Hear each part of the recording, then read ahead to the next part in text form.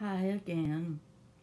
This is my third video, which actually should be my first video because you need to be introduced to me and I kind of got the cart before the horse. So we're going to start all over again and I'm going to tell you a little bit about myself so you'll be familiar with me and can relate to my stories a little better. Do you ever lose your glasses? You can't figure where in the world you put them. I have that trouble all the time, but I think that comes with age. But let's get on with my introduction. First of all, I was number 10 of 13 babies born in my family. Actually, 5 of those babies were born during the Depression years. Depression lasted about 10 years. Some of you may be familiar with what I'm talking about. When times were really hard, people couldn't find jobs, and it was hard to raise a big family then. And my dad was in construction work, and most of his jobs were out of town. So during that 10 years, he spent a lot of time at home, stayed pretty busy. 5 kids were born. I think you get the message, don't you? Okay, old Doc Smith visited our house time after time. Kids were all pawned out to the neighbors every time to deliver a new baby. None of these babies were born at home. In the hospital. My mother was only in the hospital twice during her first 90 years. That's right. I said 90 years. Her first time to go into the hospital, she was having surgery for hysterectomy. By that time, she was about 65, and heck, too late then. 13 kids. After the surgery was over, the surgeon came into her room and said, "Elizabeth, you should have had this hysterectomy after your first baby was born." My oldest sister was standing there, and she looked at that doctor and said, "And I wish to hell she had." Well, that was her first surgery. The next time Mama had to go into the hospital, she was having gallbladder surgery. Now I can relate to that because I've had gallbladder surgery too, and it's bad. It's a bad situation. In fact, the doctor told me I could have died, but I'm still here. So anyway, when Mama had her gallbladder surgery, she was in her room recuperating, and the nurse walked in with a little jar about that tall, and she handed it to my mother and said, "I think you might like to take this home with you." A jar of gallstones.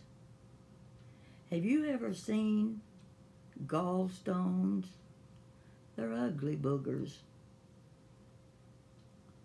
What was Mama going to do with a jar of gallstones? There's about 6 of them.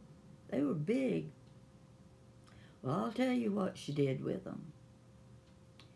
Every weekend when I would go to visit my mother, I'd go into the bathroom, open that little medicine cabinet above the sink, and there sat the gallstones. Those gallstones stayed in that little medicine cabinet till she entered the nursing home at the age of 99. Now I decided, I knew Mama had made a will, and all I could think was, has she willed those gallstones to one of us girls? 7 girls. I was the youngest. I hope Mama didn't will her gallstones to me. I already had the sister picked out that I thought should get them. But I was afraid it was in the will. I don't know whatever happened to the gallstones. I think that sister's the one that slipped in and stole them. She wanted to make sure she got rid of them just in case Mama had willed them to her. Well, Mama was in the nursing home at the age of 99. I would go visit her. Oh goodness, there's a pair of my glasses right on top of my head. How could I miss those? These need cleaning. You don't mind if I take a second just to clean my glasses, do you? Okay, that's okay. I got it. Okay, Mama's in the nursing home, and I'm visiting her on weekends. And one day she says, Pat, would you mind brushing my teeth for me? Now she had her upper plate was false teeth. Okay, I'll do it. Well, I started brushing the teeth, and she says, do you really mind having to brush my teeth for me? And I looked at her and I said, well, Mama, I'll put it this way. I never did care much about brushing anybody else's teeth besides my own. She just grinned kind of big. Then on another day, she was feeling sorry for herself.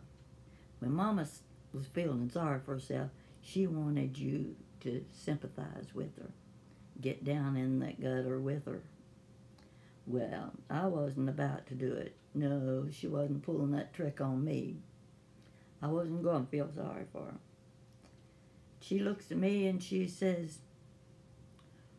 why do you reckon the Lord let me live this long? Now this woman's going on 100 years old. I looked at her and I said, Mama, I just don't know, but I guess it's so that you can aggravate the hell out of us kids. I could always make Mama laugh. She liked my humor. In fact, I was her favorite daughter. Now, my other sisters thought they were her favorite daughter, but Mama told me I was, and I believe it. Well, that's just a little bit about me and my family. We were a large family. We got together on holidays. 4th of July was a big day for us. And we all gathered in my oldest sister's backyard, had picnic. She brought out her Crank ice cream maker, best ice cream in the world. Now, I have 2 children, son and a daughter. My son just had his 58th birthday. He's coming to visit me in a couple of weeks because he's going to attend a high school class reunion. So he called me yesterday and said, I went out and bought me a new shirt and pair of pants. Said the pants were $84. Well, I'm not paying $84 for any pair of pants. I wait till they go on sale. Anyway, I said, Greg, you don't have to dress up. You'll be the best looking one there. Well, he laughed. I said, think about it. You've still got a full head of hair. You've got a mouth full of pretty white teeth, and you don't have a pot belly. Now, you got those 3 things in your favor, and I'll guarantee you'll be the best looking one there. And sure enough, he is handsome. One of these days I'll show you his picture and you'll see for yourself that I'm not just prejudiced. I can't say that without saying something about my daughter, because it would hurt her feelings if I just brag about my son. She's pretty too. Everybody knows she is. And the granddaughters, wait till you see them. Whew, they outshine anything I've ever seen. In fact, one of them's an actress. She's going to be in a movie. When that movie comes out, I'll let you know about it. She says she's going to get to shoot a gun. Yeah, we'll see. And my grandson can't top him. They're terrific. And would you believe, about 5 weeks ago, I got a new little great-granddaughter. Got 2 great-granddaughters now. So my family is starting to grow a little, and I'm enjoying having them as a family. They encourage me with my storytelling, and they seem to approve of the things I tell. Sometimes I think, whoa, I'm getting myself in trouble. And of course, Jan was here yesterday. She came by to help me with my computer. Of course, I've already told you she's my computer expert. And every time she helps me, she says, "You owe me one." Well, yesterday I owed her one, so I went in the kitchen. I just made a pot of potato soup.